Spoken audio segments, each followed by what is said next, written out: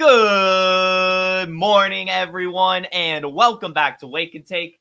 It's your boy, Jason, and we've got some football to talk about today. Today is, of course, Tuesday, so we're going to be breaking down the waiver wire. We've got my top 30, 40 ads or so. We're going to be talking about those. We're also going to go, we've added some differentiation today. I'm excited to talk about today. So we've got a lot of players to break down. We've got the players I'm going to add. We've got the players that others are going to be telling you to add that I don't really care about. And then we've also got the Dynasty ads that I want to make sure we're getting on Dynasty teams as well. Sorry for the 5-minute delay. Had to get a post going, and my computer was just being a little too slow. Also had to just a few other things. But we're here now, and it's going to be a good one. So take out your coffee, sit back, relax, and enjoy the show.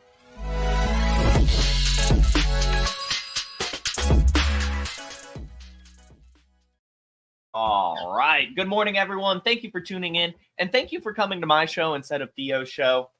If you are tired, like I am, just totally fed up and annoyed with it, you could send an email to rotounderworld@gmail.com and say, hey, how about we stop having shows go right when Wake and Take is scheduled? I want to watch Wake and Take at the regularly scheduled time. I want to do Wake and Take at the regularly scheduled time, not trying to wait around. I put all this work in. I'm tired of it. So if you feel the same, email rotounderworld@gmail.com and say, hey, fix the programming issues. Theo's not even live. I'm the live one. Get on in here. You know, like his is like, come on. We have a live show. Like, let me have my show, please.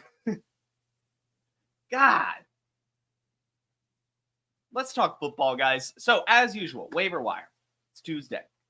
The way we like to talk about it is players that are available in 75% or more of Yahoo leagues. We use Yahoo because it's just standard. It lets us kind of cover the people who are in the shallow leagues while also being able to work our way down to the deep leagues as well. So the structure is generally this. We're going to start with the least available players and work our way down to the most available players. I'm going to talk about why I want to get this player. I'm going to talk about what you should be doing if you want this player. And what type of team build this player would make sense for, all that fun stuff. And then we've got dynasty stashes, and then we've got the players that I'm sure some other people will be mentioning that probably at least need to be rostered. But, you know, I would probably preferably say, you know what, someone else can have that problem. You know, like there's good players out there. But for me, I don't like to fill my bench with good players. I like to fill my bench with some high upside players that, like, I don't care if I have to drop, right? And then, like, if they hit, they hit. Like, we got to be working our bench, and we don't want to fill it with Jalen Tolbert, you know? Like, well, like, sometimes we'll start them. Probably not, though. Anyway.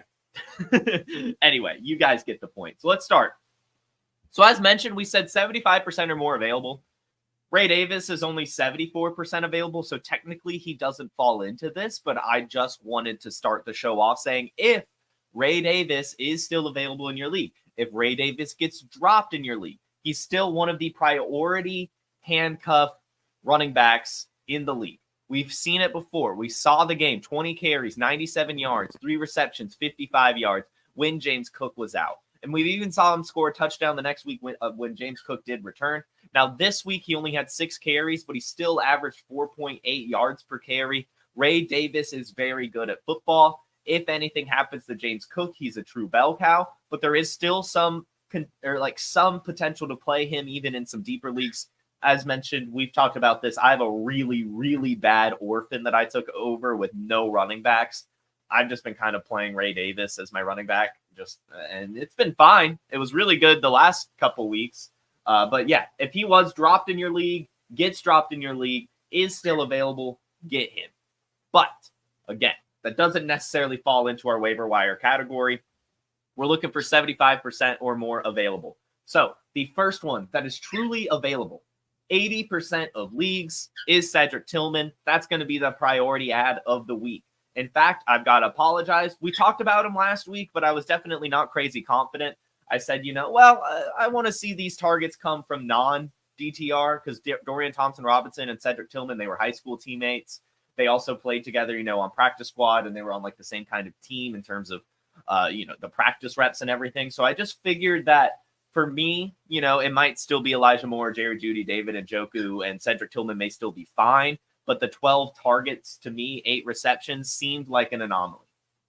It wasn't, though. It wasn't. I mean, the dude just came back, followed it up, 7 receptions off of 9 targets for 99 yards and 2 touchdowns. He's 6'3", 210 pounds. His athleticism is pretty good. It's not great, but it's pretty good. 53rd percentile, 40.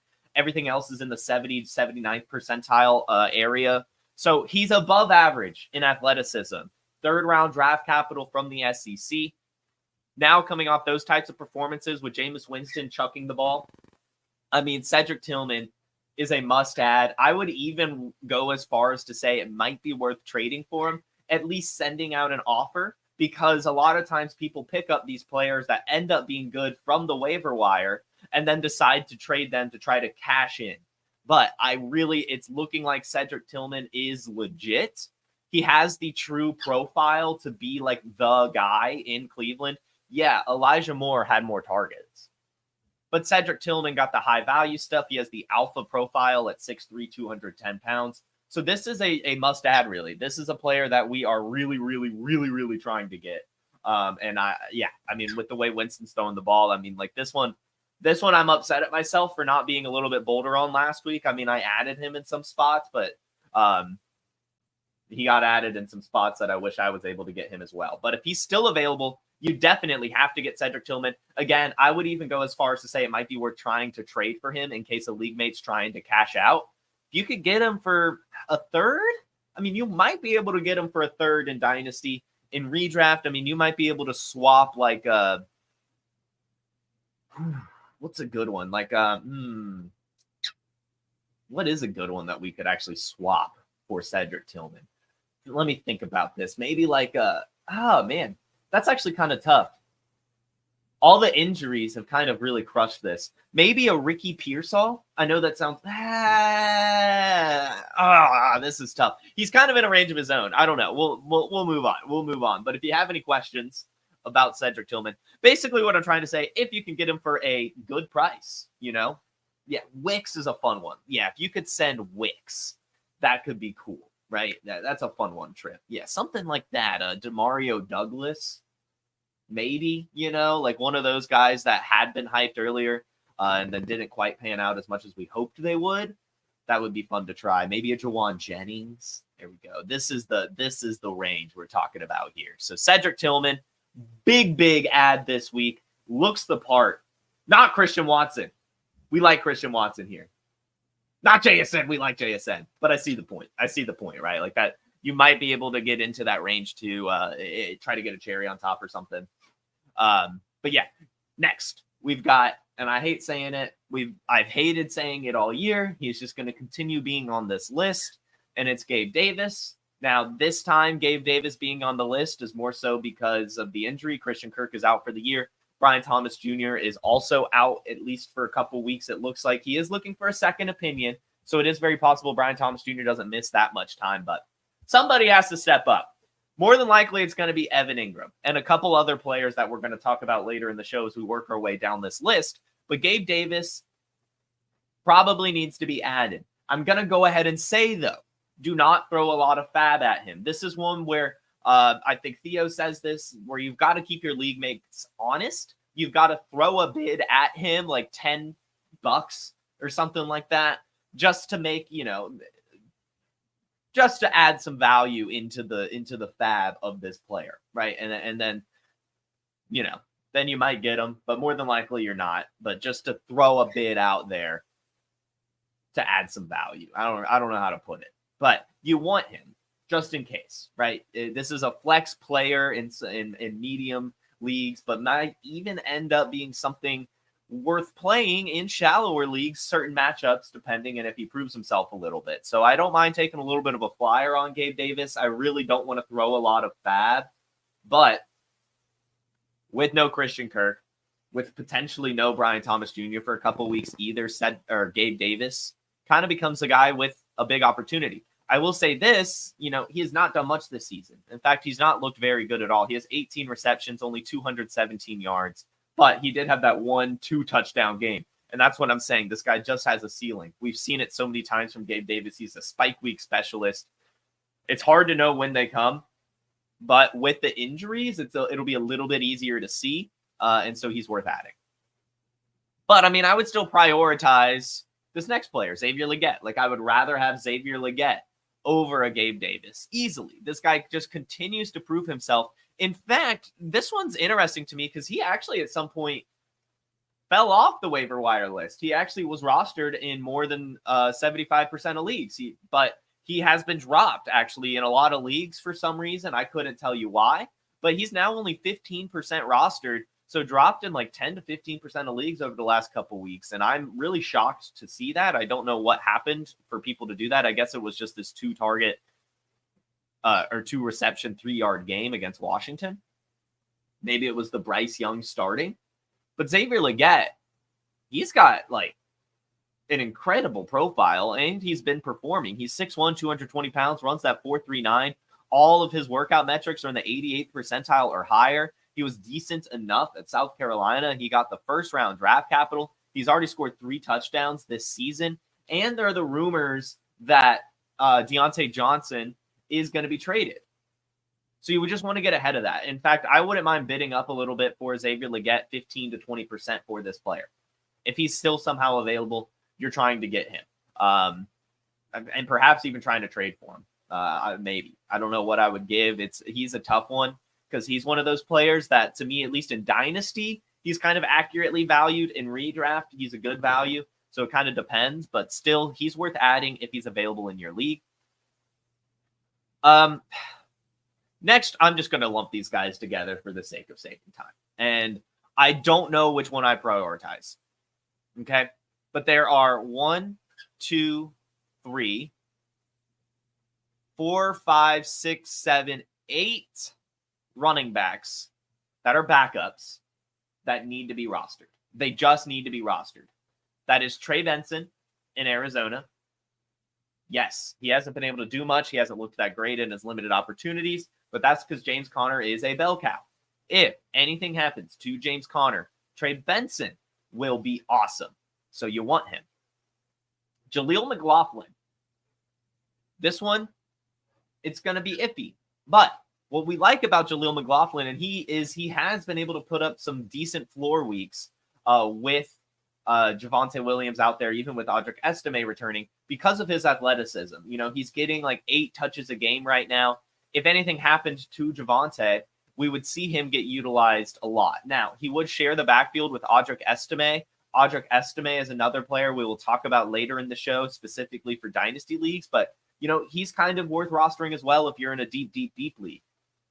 But Jaleel McLaughlin, I like a lot in most leagues. I do. I know I say I avoid the Denver Broncos backfield, but Jaleel McLaughlin has the juice, and Bo Nix does throw it to his running back. And so I do find some value in Jaleel McLaughlin. So I would say he needs to be rostered. Blake Corum, you know, he's not had a ton of opportunity, has only really looked fine when he's had the opportunity. But if anything happens to Kyron Williams, Blake Corum's going to be a stud. Roschon Johnson, he has been able to get some opportunity. He scored some touchdowns. He's getting these goal line carries, getting utilized here or there. DeAndre Swift owns the backfield, but Roschon Johnson's getting utilized as well. And then he also has an all-purpose skill set. He has good size. He has a great frame. He has good speed. So if anything happens to DeAndre Swift, he would actually be an all-purpose back. He would catch passes out of the backfield. He would get the first and second down carries on top of the short yardage carries. He can do it all. He's a really good running back, not as good as DeAndre Swift, but if he got the volume, he could be fantastic. So we just want to make sure he's rostered. Kamani Vidal, same thing, right? 11% rostered, hasn't had his opportunity quite yet, right? But it's coming.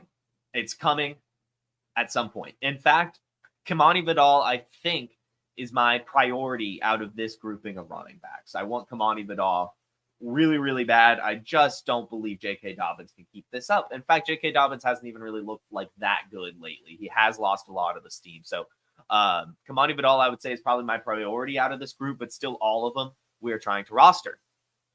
We got 3 more. Jalen Wright. This one seems less and less likely as the day goes on, especially with Raheem Mostert getting the 2 touchdowns. Devon Achane getting utilized as much as he is and kind of staying healthy. But still, with it being a three-headed backfield, if anything happens to Mostert, if anything happens to Achane, we've already seen it before, Jalen Wright gets more opportunities. And so we do want to make sure we're rostering him. Marshon Lloyd, I went back and forth. I threw him into the dynasty only, but then I decided, we like these backup running backs with athleticism. Okay.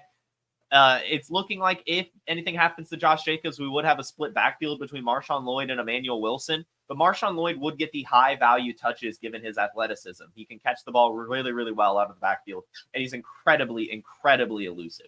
And so I think that he would be fantastic in the Green Bay offense. He's been dropped in a ton of leagues because he's on IR, but he should be activated sooner at some point. At some point, he'll be activated, and we want to add him before that happens because I'm sure there'll be an influx of people trying to add him as well. Get Marshon Lloyd if you can. And then Kendre Miller, this is another one I was very excited about. Honestly, I was, I feel like people gave up on Kendre Miller too quickly. It was kind of like the Tank Bigsby thing, right? Like, yeah, he had a rough year one because of injury, but he actually looked fine when he got opportunity. And yeah, the head coach, said some things about him, but he still ended up making the roster, and he's still the backup running back in New Orleans when healthy. But the dude just can't stay. He really, really can't stay healthy. I mean, he re-injured his hamstring, but we don't know the severity of it yet. If you want to throw a couple bucks, if he gets dropped, you want to stash him, I'm really not against it. I'm really, really not. Alvin Kamara is up there in age.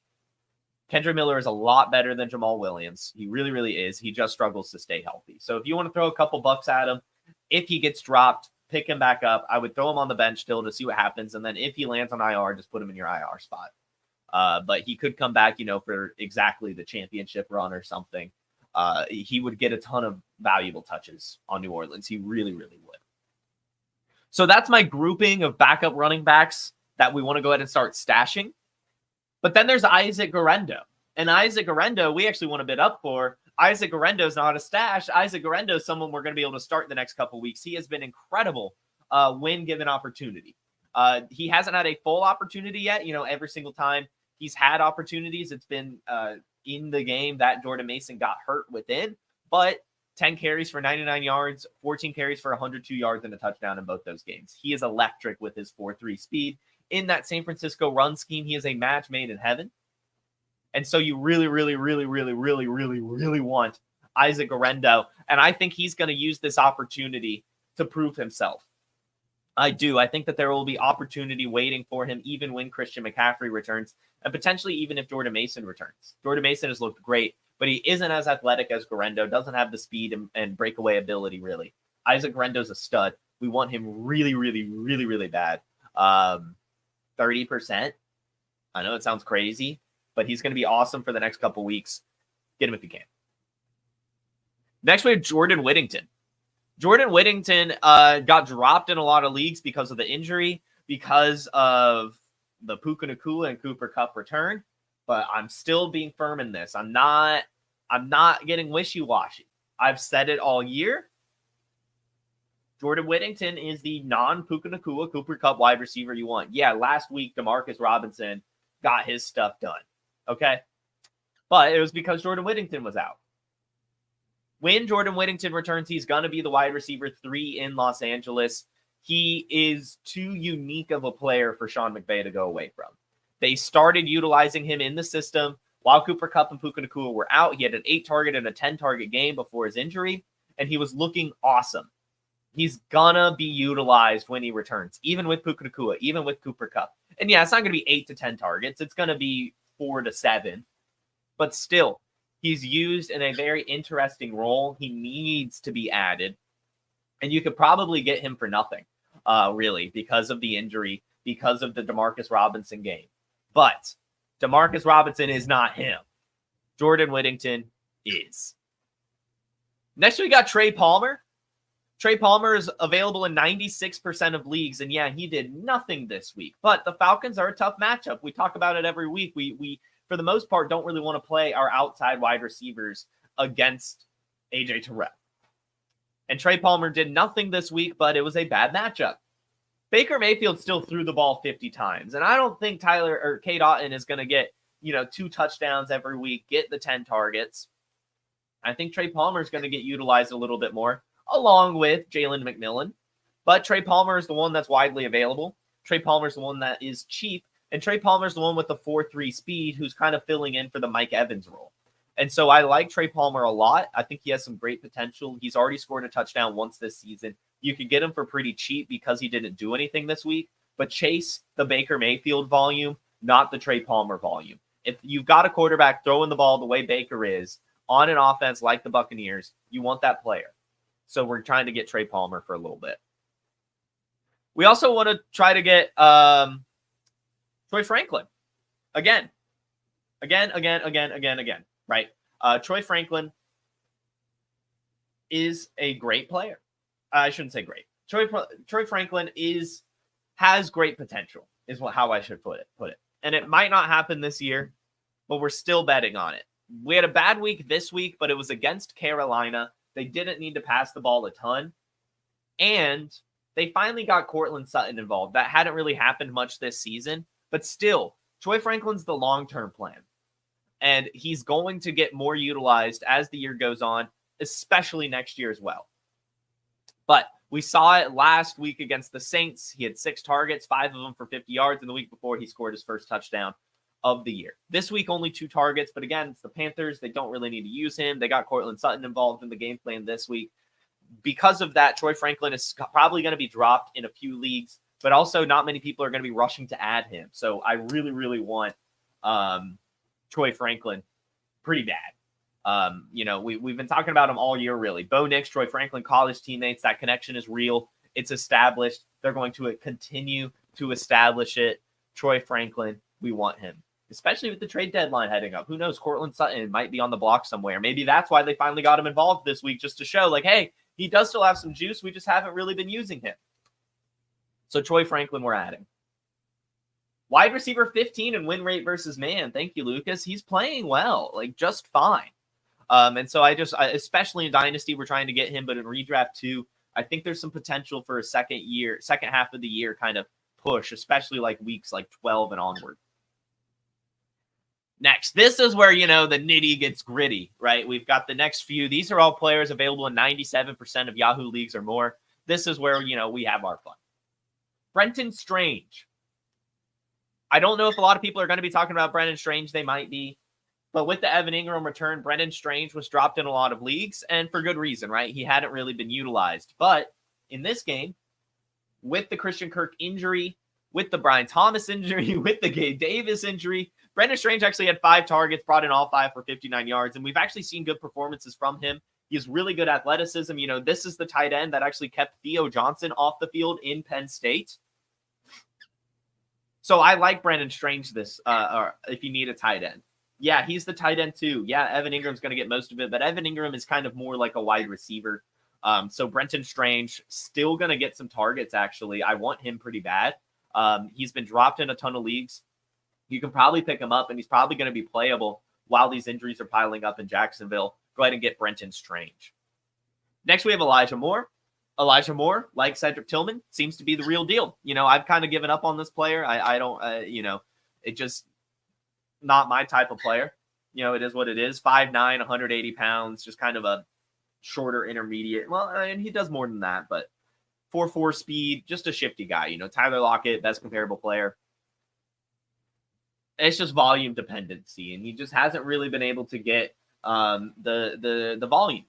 But now he is. Jared Jeudy is just not good. He has 12 targets last week, 7 targets the week before, 14 receptions for 126 yards over the last couple weeks. He has been good. In PPR leagues, we want to get Elijah Moore. I still would rather get, Cedric Tillman, of course. But if you can get Elijah Moore in your league, you're deeper, he's available, you definitely want to try to get him. You definitely want to try to get him. So, yeah. Elijah Moore. And then next, we have Jacob Cowing, available in 99% of Yahoo leagues. This one's tough because he hasn't done anything, and he probably won't do anything. But Deebo Samuel just got hurt. Brandon Ayuk's out for the year.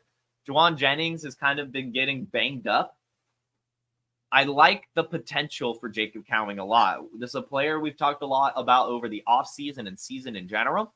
He's a very shifty, good route running wide receiver. He's got like shades of Tank Dell. He's 5'8", 170, runs that 4.4, 99th percentile college dominator. In fact, he had more receiving yards than any wide receiver heading into this year's draft. He was really, really good at the Senior Bowl. And then in San Francisco, it's just a really, really good system for him. And so Jacob Cowing, I do want in my deeper leagues for sure. I think we'll start to see him play a good bit, actually, at some point. So Jacob Cowing, we're going to go ahead and try to stash and pick up in our deeper leagues. Will Dissly. Will Dissly is dissing Hayden Hurst. Hayden Hurst has not been able to play the last few weeks, and Dissly has gone out there and played really, really well. 5 targets, 11 targets, 7 targets over the last 3 weeks. 6, 16, 9 points. Not bad for a tight end, especially one that has below average athleticism. But even when Hayden Hurst returns, Will Dissly, I think, has done enough to continue being the starting tight end in Los Angeles and earn targets. Hayden Hurst, he had that really, really bad head injury last year. It seems that has kind of affected his on-field play, at least in terms as a receiver. He's probably still a pretty good blocker, which should open the door for Will Dissly to continue to get these, 5+ target games, even when Hayden Hurst returns. So we want Will Dissly right now as well. Probably don't have to bid up too much unless you're in tight end premium, but he's widely available. If you need a tight end, he seems fun. Tyler Boyd, another player, widely available. With the DeAndre Hopkins trade, he's the wide receiver too. He just had 6 targets, had 5 targets the week before that. And then Calvin Ridley picked up an injury at the end of the game. Seems to be a minor injury for Calvin Ridley. We haven't heard too much on it, but still, if Mason Rudolph stays the quarterback, I do think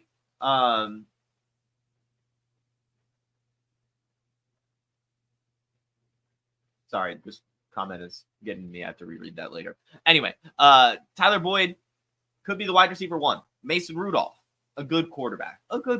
He can get the ball to the wide receiver. So Tyler Boyd, especially in PPR leagues, deeper PPR leagues, and deep leagues in general, I would say is probably worth even bidding up for. So Tyler Boyd, we're picking him up, especially if you need a wide receiver. More so only if you need a wide receiver, right? I mean, like we're not really worried about adding these players if you don't need the wide receiver. But Tyler Boyd, definitely worth rostering because he could probably be flexed.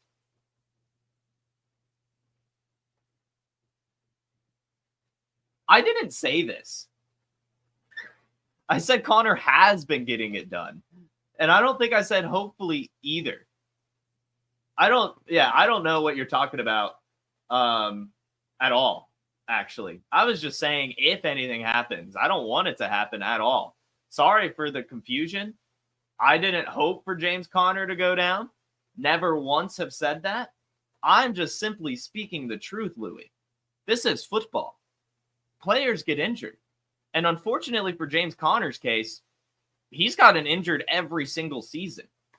I don't want it to happen. I like James Conner. I have James Conner in a lot of leagues. I mentioned drafting him this season. I talked about it, right? He's a bell cow. He's a really good running back who's consistent. That's why I am mad about Trey Benson's value drop. Because literally, it's the same thing as Jonathan Brooks, right? My complaint isn't that James Conner's healthy. My complaint is that the fantasy community is fading Trey Benson because James Conner's healthy. This was always going to be the case. James Conner's very good at football. I don't know. Like James Conner was always going to be the bell cow in Arizona. So that's more so what I'm talking about in general is the fact that Trey Benson is widely available. He shouldn't be. He's a high upside handcuff running back. I don't know what I don't think I said what he said I said. Oh, a weird one. Weird comment, Louis. I've seen you in here a lot. I don't know what you're talking about. I was very respectful. I've always been respectful. I normally knock on wood when we talk about injuries. I'm just trying to give you guys the stashes here. Chill out, home dog. Chill. Get Trey Benson and thank me later. Damn. Moving on, Calvin Austin.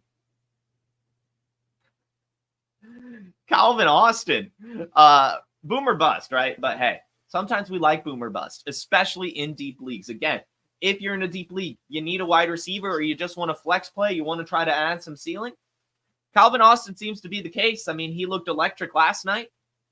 He is getting some targets, like 3. But Russell Wilson is throwing it up, right? He's throwing it. He's finding Calvin Austin. And Roman Wilson was just put on IR. So Calvin Austin's going to get utilized all season to some degree. And so we want him. It's boom or bust. But as long as you accept that and you're ready to take that risk week in, week out, you might as well add him and throw him in your lineup. I mean, what do you get? Like 15, 16 points this week with the punt return and the receiving touchdown? Then who knows? I mean, if you had punt return yards as well, I mean, dude went off. So, hey, get yourself some Calvin Austin. And get yourself some Jonathan Mingo as well. It says 0% rostered on Yahoo. I'm sure there's actually a decimal percentage. But still, this is a player that starting out of the year was actually getting targeted 5-2, 4, 5, 5. And then since has only had 1-0 and then 3 targets. And this week he had 3 targets and didn't bring in any of them.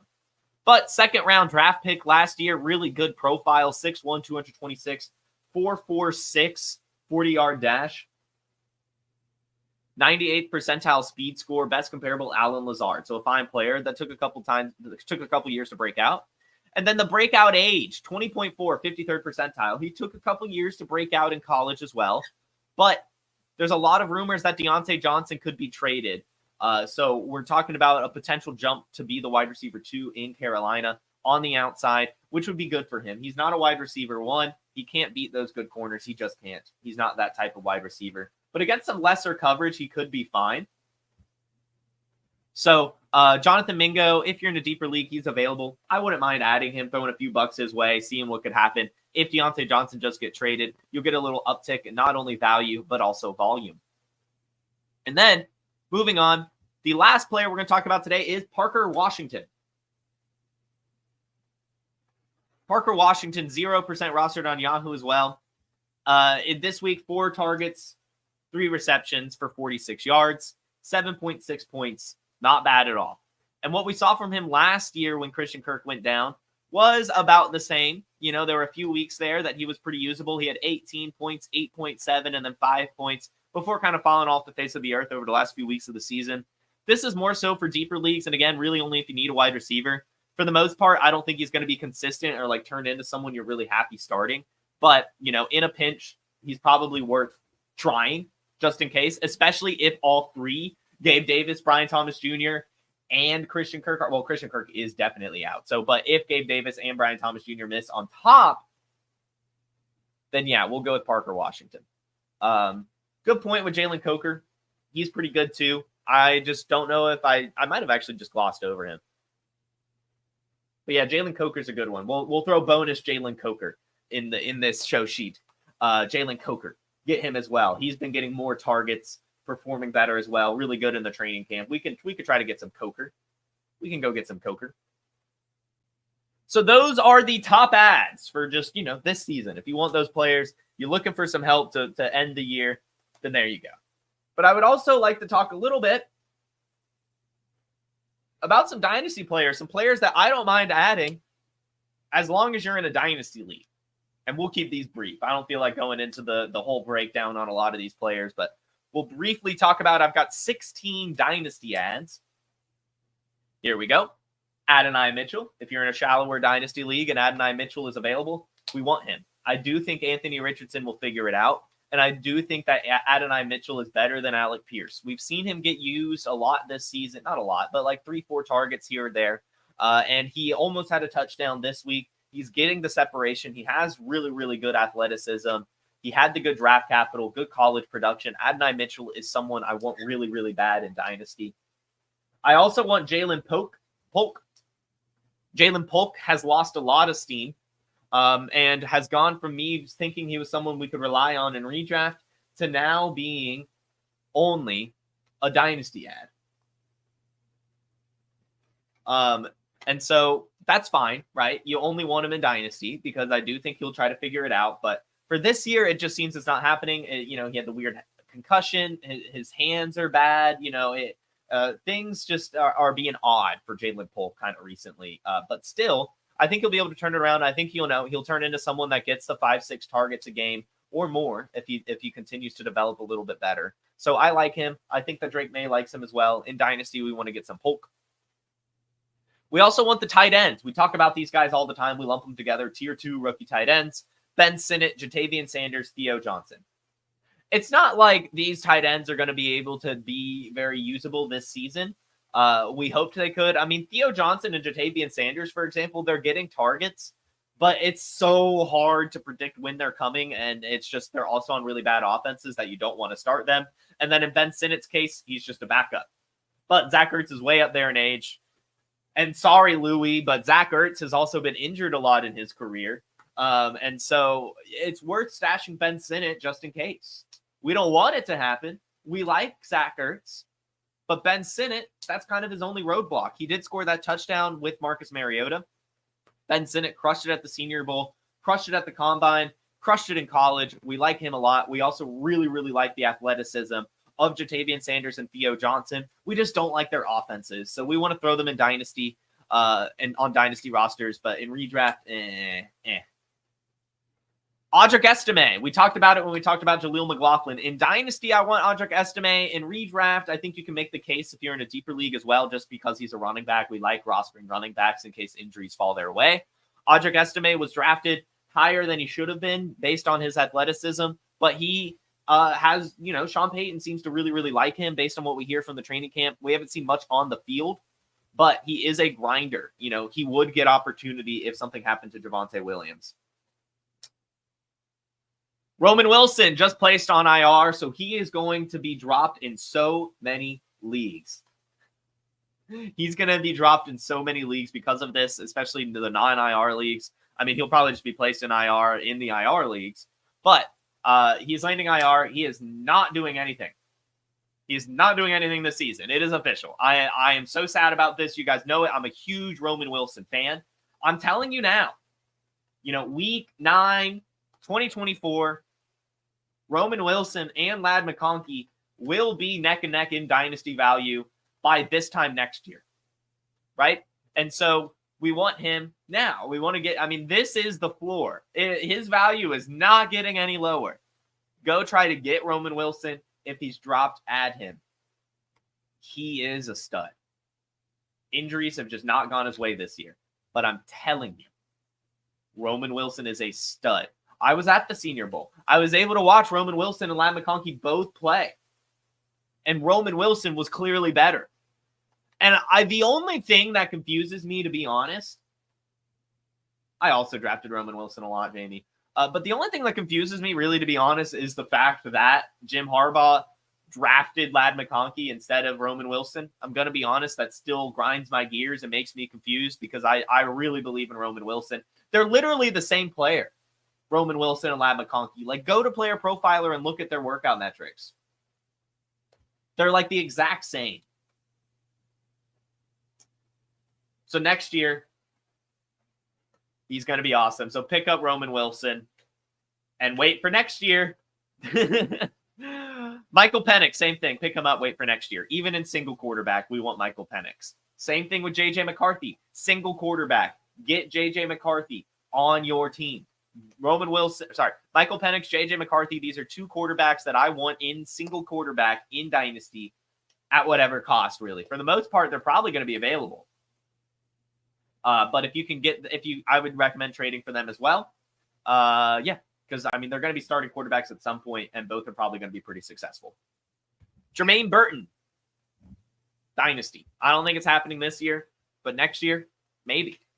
Luke McCaffrey, same thing. I hoped it could happen this year. We've talked about him a lot as a regular waiver wire ad, but now we're going into the Dynasty category. It's not really going to happen. Even with an injury, I just don't really see it, at least in terms of consistent volume. I like him a lot. If you're in a deeper redraft league and you want to get Luke McCaffrey, I don't mind it. I like slot receivers. I like his athleticism. He looked good at the Senior Bowl. You like the pedigree. But for the most part, the situation seems it's not going to happen. Stetson Bennett in Superflex leagues. Hendon Hooker in Superflex leagues. For different reasons. Stetson Bennett, because he is the backup over Jimmy Garoppolo, at least in my head. I don't know if that's actually official, but to me, I think if anything happened to Stafford, they would actually go to Stetson Bennett. But also just, Stafford up there in age, there's the trade rumors, maybe next season, anything really. But I I kind of believe in Stetson Bennett. I don't know. I know it's crazy. I know we've watched Bryce Young kind of fail. They're very, very similar players. But Stetson Bennett has one thing going for him that Bryce Young doesn't, and that's, the genius that is Sean McVay. We missed last year because we don't know why. There's lots of speculation that it was just kind of a rehab for him. Alcohol abuse and stuff kind of heading into the draft. There were a lot of stories, like arrested in Dallas and stuff. He just had to kind of figure himself out. Seems he has. I mean, he's been back with the team. He had that awesome preseason game where he threw like 5 interceptions, but still won the game. He's a good baller. He is. He was really good at UGA, shredded a ton of SEC defenses. I like stashing him a lot in Superflex leagues. And Hendon Hooker too. I mean, this one just less so. This is just, Jared Goff's a pocket passer. Anything can happen, especially in the NFC North. Just some tough games out there. So who knows? I don't know. This one I probably should have thrown in there. This one, Louis, you can yell at me for adding Hendon Hooker to this list. Michael Mayer. He's going to get traded. I mean, probably not this season, but Michael Mayer is probably not going to be a Raider next year. I think that is kind of a big part of why he's not with the team right now. I've heard some reports that potentially he's just a little upset about the Brock Bowers move and just the team's kind of situation as a whole. You don't like that mentality. You don't, but that is how some people are. He's still a tight end that had a great, college production, good athleticism, all the stuff you want. So, Adam, I guess he's widely available, not doing anything, so no one's thinking about him. But next year, I wouldn't be surprised if he's on a new team, getting a fresh start, fixing things mentally, all that stuff. Tez Walker. I hoped he could get it done this year, but it just isn't happening. Next year, hopefully. This is a deep play threat. The Ravens like their deep play threat. It just seems that they had to develop him a little bit more than we wanted. And then Ryan Flournoy. It's not happening in redraft. It's just not. I really hoped it could, and I'm really sorry. But I'm not giving up in Dynasty. I'm not. I really do believe in this profile. I believe in this player. He is awesome. And so we still want to stash Ryan Flournoy in Dynasty leagues. In redraft, I think it's time to give up on redraft. I'm not going to lie. Brandon Cooks comes back next week, I believe. Jalen Tolbert's been totally fine. And Ryan Flournoy fumbled his only opportunity. So if he didn't fumble there, who knows, right? If he didn't fumble on that catch, who knows? But for this year, it's not happening. But he's still going to be with the team. And who knows? Still believe in the profile. Still believe in the player. Dynasty stash. Faux show. And this is the last thing. I'm just going to list these players. If you want them. If you want them. I don't really want them. But people are going to be out there telling you that you want them. And so, these are players that should probably be rostered. I'm just very on. And I don't mind players if you need them. But if you don't need any of these players, then you don't need them. These are what I would call roster cloggers, essentially. They're too good to drop, but not really good enough to start. Ty Chandler, Jalen Tolbert, Darius Slayton, Sterling Shepard, Brandon Cooks, Mike Williams, Devon Valet, and I think we're going to throw Bryce Young into this category as well. I think he's actually going to start rest of season. In Superflex, if he's cheaper available, if you want to get Bryce Young, I don't blame you. Why not? But that should do it, guys. That should do it. Those were the waiver wire ads. I believe that was what? 40 something and then some honorable mentions. Yeah. I don't see any questions in the chat, really. Well, let me scroll up. I'll scroll up. We'll answer a few here.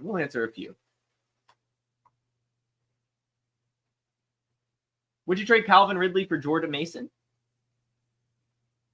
No, actually. Would you drop Juju for Tillman? Yeah, I think so. With the Diop signing, I think the Rashee Rice hopeful that, I mean, I'm sure he'll still get utilized similarly like Rashee Rice, but I don't think he's going to get like those 8 targets again. But I do kind of still want Juju, but I would rather have Tillman. Should I drop Anthony Richardson for Hop, Goff, Herbert, Geno, or Lawrence? Man, dude, that sucks. I would probably lean Goff.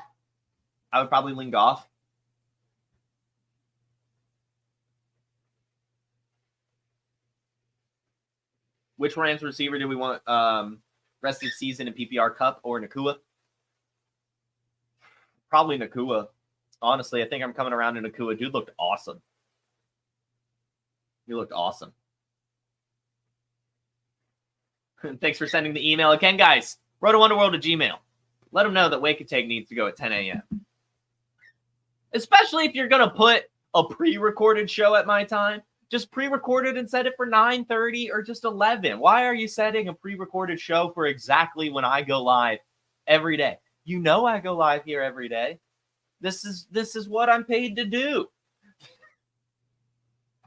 You traded Puka Nacua seconds. I think we talked about this trade yesterday, actually. This was a fun one. Yeah, I like those running back stashes you got on your bench.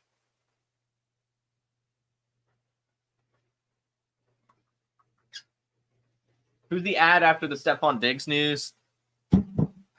I guess John Mechie, but I mean, like, I don't know. Like, let's talk about this. The Texans have not looked good, really. CJ Stroud has not looked very good. And so I think it's just going to be hard. I don't know. I mean, John Mechie is probably the answer, but I think for the most part, it's just going to be Joe Mixon, Dalton Schultz, Tank Dell, maybe Xavier Hutchinson, maybe Robert Woods, maybe John Mechie. But I don't think that there's anyone I'm really rushing to the waiver wire to get. Maybe John Mechie. Cowing over Bell? Yes, I think so. I like Cowing a little bit more. I like Ronnie Bell because he's from Michigan, but Cowing to me is just a little bit more of a wide receiver.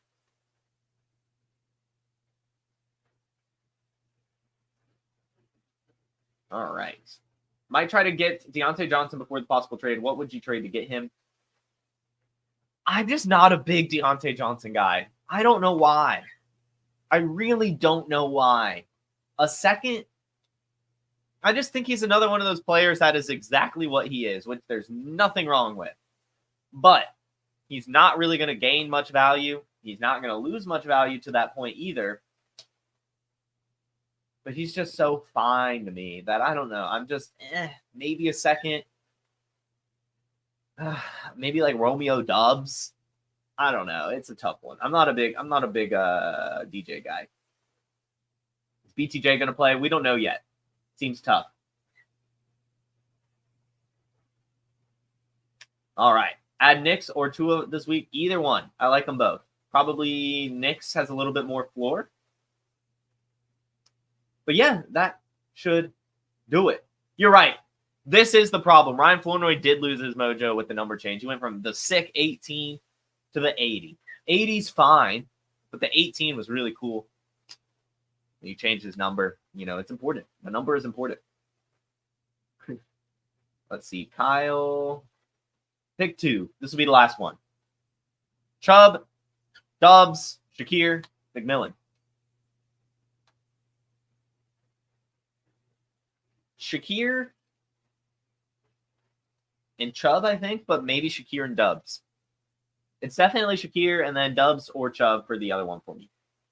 But that will do it. Everyone, I hope you have a great day. Have a great day. How do I point at this? There we go. Have a great day. Thank you so much for tuning in. This is another fun episode of Wake and Take. As always, make sure you hit that like button. Make sure you subscribe. And make sure you cause a storm about Wake and Take being conflicted. We want Wake and Take at 10 a.m. Or maybe we need to go at 9 a.m. Who knows? Tired of the conflict. But you all have a terrific Tuesday, a wonderful rest of your week, and we'll see you tomorrow. Peace. Hey, I want to thank you for being part of this broadcast. If you have any thoughts on it, leave a comment. If you enjoyed it, make sure you leave a like. And if you want to see more shows on the Player Profiler channel, subscribe to it. That's how we know you want more.